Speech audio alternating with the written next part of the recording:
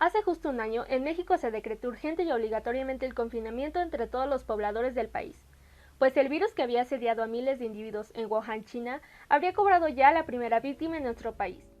El 20 de marzo del 2020 fue el día en el que se estableció la cuarentena obligatoria a causa de la llegada del COVID-19 a México. Un virus que ha ostentado a todo el mundo una cantidad considerable de problemáticas individuales, grupales y sociales, salud, economía, cultura, política, entre otros. El primer caso confirmado se presentó en la Ciudad de México, y se trató de un mexicano que había viajado a Italia y tenía síntomas leves. Pocas horas después se confirmó otro caso en la ciudad de Culiacán, Rosales, en el estado de Sinaloa, y un tercer caso nuevamente en la Ciudad de México.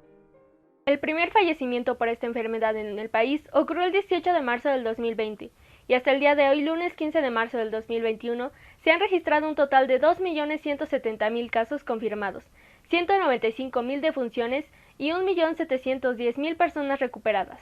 Los contagios por esta enfermedad subieron con rapidez, y con ello se encontró la falta de cobertura hospitalaria pública suficiente para todos, especialmente teniendo en cuenta la escasez de recursos económicos que gran parte de la población tiene. Desde el inicio de la pandemia por COVID-19, el Gobierno de México define el sistema de salud en el país como un desastre. Hospitales abandonados y muerte de personas por problemas en los servicios sanitarios ha hecho más difícil atender la emergencia. Esto, aunado a la corrupción y negligencia médica, puede dar pauta al porqué la defunción de tantas personas. Las irregularidades en el sistema mexicano de salud superan los 3.000 millones de dólares. Según datos oficiales, es la suma de los desvíos con facturas falsas en la compra de insumos médicos, la inversión para rehabilitar hospitales abandonados y el dinero que se utilizaba para comprar medicamentos para unos cuantos hospitales. Un estudio de la organización Justicia Justa reveló que desde hace décadas existe una práctica cotidiana de comprar equipo médico, contratar servicios y adquirir medicinas a través de empresas consideradas fantasma. Son, por ejemplo, clínicas, hospitales, farmacias, consultorios y oficinas vinculadas con el servicio sanitario en gobiernos estatales, los municipios y las autoridades federales. Pues yo estoy en un hospital federal, el cual lo mantiene el gobierno. Sin embargo, hay medicamentos que ya no hay desabasto. Sin embargo, los medicamentos se les da la receta a los familiares y los familiares tienen que conseguirlo. Pero como aquí tenemos clasificación por nivel socioeconómico, a los pacientes que tienen el número 1 se les cobra un menor rango de costos. Sin embargo, los que tienen el número 5 se les cobra más. Entonces, ya dependiendo de eso, es lo que se les cobra del medicamento. Pero por obvias razones, adentro del hospital el medicamento sale más barato que cuando se les da la receta y van a comprarlo externamente, sale el doble o lo triple que que el hospital lo da. Los activistas revisaron facturas de solo 90 de las 24.000 instituciones de salud pública que hay en el país. En esa revisión, Justicia Justa encontró desvíos por más de 4.179 millones de pesos, justificados en el presupuesto fiscal con facturas falsas. Otro problema es el sistema de compra y distribución de medicamentos que, según las autoridades, se concentró en unos cuantos proveedores. Los medicamentos se compraban con sobreprecio y en muchos casos la inversión pública no garantizaba la disponibilidad de los productos. Más de 11.000 trabajadores de la salud mexicanos se han enfermado y mermaron las ya débiles filas de los hospitales. Algunos han perdido casi la mitad de su personal a causa de enfermedad y absentismo. Otros se están quedando sin equipo básico como monitores cardíacos. Los datos del gobierno sugieren que alrededor de 1 de cada 5 casos confirmados de coronavirus en el país son de trabajadores de la salud. Los pacientes mueren porque se les dan medicamentos incorrectos o la dosis incorrecta. Los guantes protectores en algunos hospitales son tan viejos que se rompen en el momento en el que se los ponen. Las personas a menudo no reciben la sedación adecuada. Luego se despiertan y se sacan sus propios tubos de respiración, dicen los trabajadores de la salud. Cuando salían en las noticias que cierto medicamento estaba ayudando a los pacientes con COVID y había personas que se quedaban en casa, habían medicamentos que solamente eran utilizados por otro tipo de personas que necesitaban realmente de ellos para poder sobrellevar su enfermedad. Por ejemplo, puede ser las personas con lupus o las personas con artritis reumatoide. México sufre su peor crisis económica en un siglo. La población recién empobrecida supera los 10 millones y al menos 1 millón de micro, pequeñas y medianas empresas han cerrado. Según estimaciones del Fondo Monetario Internacional, incluso para el otoño del 2020, este número puede ser aún mayor con una contracción de al menos el 9% este año. Este es el peor descenso desde la Gran Depresión de 1929, seguido por un descenso moderado, la recuperación. El Instituto Nacional de Estadística y Geografía declaró que la crisis también ha borrado los avances de empleo porque solo se ha recuperado 8 millones de los 12 millones perdidos por la crisis entre formales e informales. Por otra parte, la pandemia también provocó el cierre definitivo de más de 1 millón de pequeñas y medianas empresas en los que trabajaban 3 millones de personas. Como consecuencia de esta pandemia, la Organización Internacional del Trabajo remarcó que a finales de mes de marzo del 2020, millones de personas trabajadoras se tuvieron que quedar en sus casas, adoptando así la modalidad de teletrabajo, o tuvieron que afrontar consecuencias durante la crisis, turbando la administración económica familiar como bajas de sueldo o despidos. Sigo en casa, no puedo hacer nada. Tengo que esperar hasta que nos den noticias de cuándo presentarnos a trabajar. No he tenido problemas de pago durante la pandemia, puesto que nos siguen pagando las quincenas. En prestaciones sí nos deben algunos pagos que hasta la fecha nos adeudan. La pandemia provocó una baja histórica del trabajo informal hasta un 47.7%, un dato que empezó a repuntar en agosto y al cierre del año pasado superó los niveles previos al estallido del COVID-19. Todo esto por causa de un traslado de personas trabajadoras a la informalidad. Una vez que el Instituto Nacional de Estadística y Geografía, INEGI, ha publicado las cifras sobre ocupación y empleo para el tercer trimestre de 2020, es posible hacer un análisis de lo que ocurrió en materia laboral antes y después de la primera cuarentena provocada por el COVID-19. El primer resultado a destacar tiene que ver con la fuerza laboral masculina y femenina que se encuentra ocupada. Del total de trabajadores, 59.5% eran hombres en el primer trimestre del 2020, mientras que para el tercer trimestre del mismo año la cifra es de 61.6%. Después de la primera cuarentena del 2020, menos mujeres regresaron al mercado laboral, lo cual está vinculado al problema sanitario, ya que habitualmente quien realiza los labores de cuidado dentro del hogar son mujeres. En lo que se refiere a servicios profesionales, científicos y técnicos, también se ha perdido una gran cantidad de empleos para las mujeres, 120,000 empleos aproximadamente. En el caso de los hombres, también aparecen los servicios profesionales, científicos y técnicos, como una actividad que ha despedido a una enorme cantidad de hombres, pero con una cifra menor a la de las mujeres, 96,000 empleos aproximadamente. En México no existe un reconocimiento pleno del aporte que hace la industria cultural a la economía, ni apoyos suficientes. Desde antes de que se declarara la pandemia a causa del COVID-19, el mundo cultural ya se encontraba en crisis, puesto que no es tan apoyado económicamente como otros sectores. Desde el inicio de la pandemia en México, se suspendieron los eventos artísticos y culturales. Escenógrafos, curadores, músicos y directores de museos se enfrentaron a despidos, recortes salariales y al cierre de sus espacios de trabajo. Ello llevó a la gente del gremio a buscar ingresos económicos en otros sectores. Los eventos en línea fueron un gran aliado para los profesionales del medio, algunos desde la comodidad de sus casas o en algún lugar cerrado donde el evento se transmitiría en vivo. Los espectadores han disfrutado en casa eventos culturales y de comedia, conciertos, premiaciones, obras teatrales, exposiciones artísticas y recorridos virtuales en los diversos museos de México.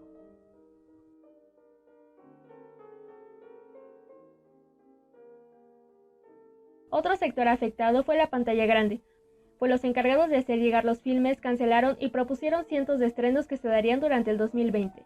Fue así que producciones decidieron dar los estrenos a la plataforma de streaming. Si el cine ya se veía afectado con la llegada de empresas que hacían exclusivos algunos títulos, aún más con esto, agregando que empresas como Cinépolis y Cinemex recientemente cerraron sucursales alrededor de la República para no quedar en bancarrota. Respecto a seguir practicando danza durante la pandemia, la verdad sí ha sido un poco difícil. Número 1, no todos tienen como el espacio necesario que esto requiere. Número 2, el piso no es el ideal, en tu casa no estás acostumbrado a tener una duela de baile.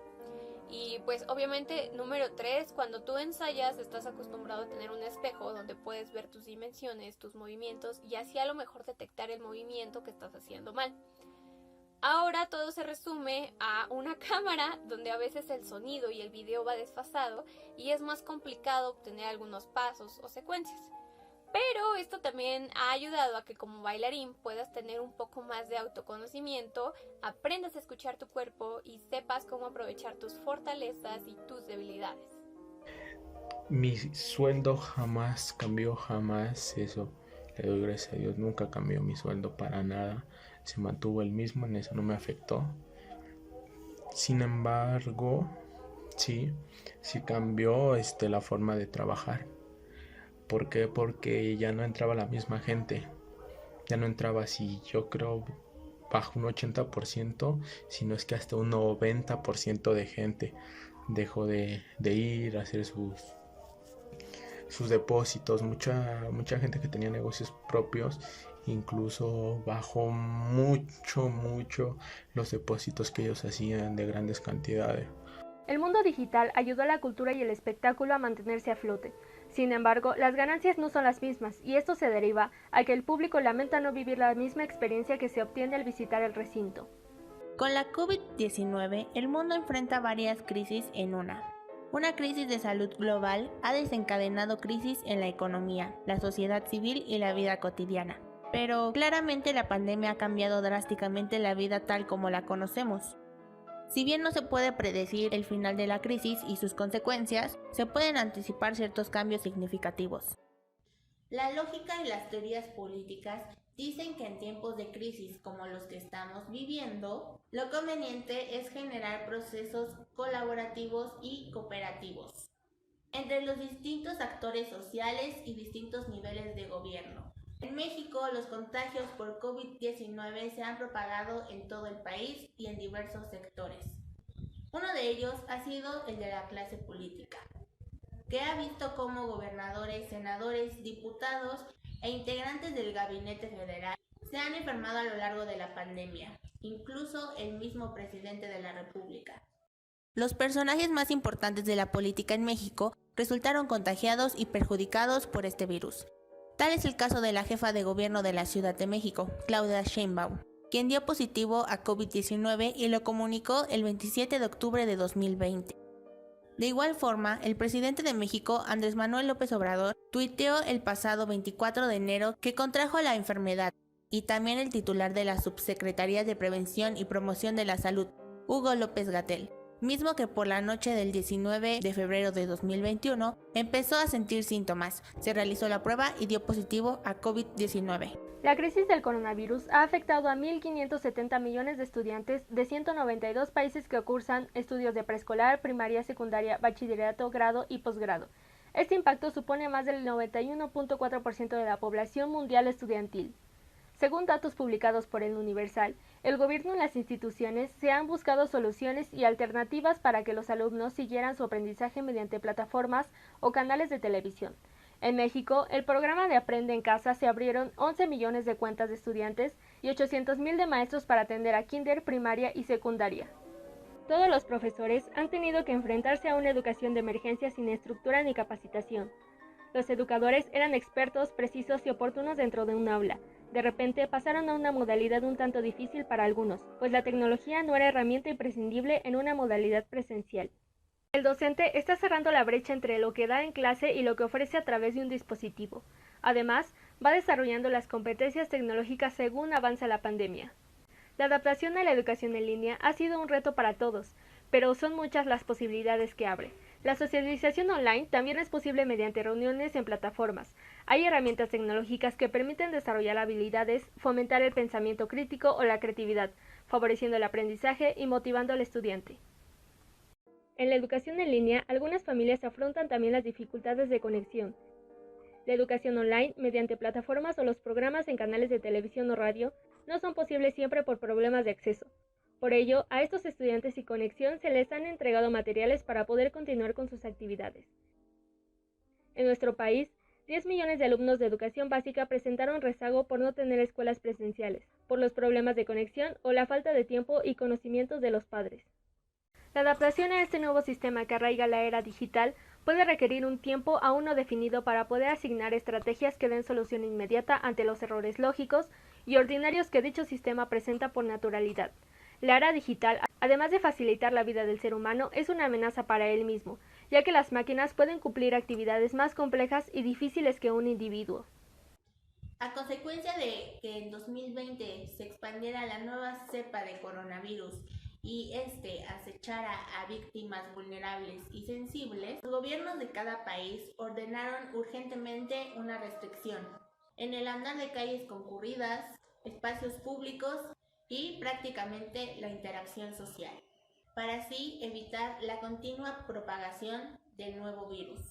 La obligación de cerrar comercios no esenciales durante la denominada cuarentena fue un factor que en gran cantidad repercutió en el PIB nacional. No solo afectó de esta manera a toda la población, pues el hartazgo de todos y cada uno de los mexicanos desencadenó ansiedad. Esto por permanecer recluido en casa, sin la opción de salir a tomar aire, pues la ola de contagios se encuentra aún al alza. Sin embargo, para la conmemoración del Día Internacional de la Mujer 2021, las medidas de restricción y sanidad para evitar más contagios fue olvidada, pues aunque ese día las y los participantes acudieron con cubrebocas y gel antibacterial, esta no es la medida suficiente para prevenir y erradicar posibles contagios a consecuencia de la urbe ahí contenida. A pesar de las recomendaciones sobre no participar en este virulento 2021, hubo quienes sí acudieron para alzar la voz y otros que, por cuestiones laborales o académicas, asistieron para conocer la opinión de quienes ahí se encontraban manifestando de distintas formas. Creo que el machismo y la violencia pues no se acaba a pesar de la pandemia, ¿no? O sea, creo que ha ido en aumento y pues tenemos que hacer algo. No hacen nada al respecto de protegernos, sigue habiendo violaciones, asesinatos, mujeres desaparecidas. Para empezar, el apoyo a todas nosotras las mujeres. Aparte tengo hijas y vivimos mucha violencia, entonces estamos aquí para levantar la voz. Desde el inicio de la pandemia se han engendrado acontecimientos complicados, pero no se le dio la importancia y atención necesaria a un tema de sumo interés, la salud mental. El confinamiento y un cambio de rutina agresivo provoca sí o sí una grave depresión y ansiedad. Esto lo dijo María Elena Medina Mora, jefa del Departamento de Psiquiatría y Salud Mental de la Universidad Nacional Autónoma de México. Según la Organización Mundial de la salud mental es el bienestar que una persona experimenta como resultado de su buen funcionamiento en los aspectos cognitivos, afectivos, conductuales y el despliegue óptimo de sus potencialidades para la convivencia, trabajo y recreación. Algunas cifras de los problemas psicológicos que se han dado debido a la pandemia son: insomnio 24%, estrés postraumático 22%, depresión 16%, ansiedad 15%. La Organización Mundial de la Salud advierte que el trastorno por estrés postraumático, la ansiedad y la depresión fueron respectivamente 5, 4 y 3 veces más frecuentes en comparación con los que reporta la Organización Mundial de la Salud. También arrojó que un 20% de los niños y jóvenes a nivel global ya tienen problemas de salud mental.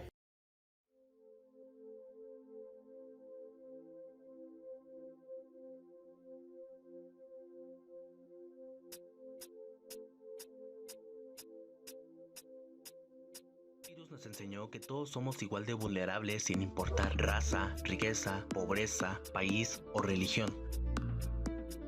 Nos enseñó que en un momento se termina todo, que un abrazo hace falta mucho más de lo que pensábamos, que apostarle a la tecnología nos salvó de muchas cosas, pero también nos sometió a otras.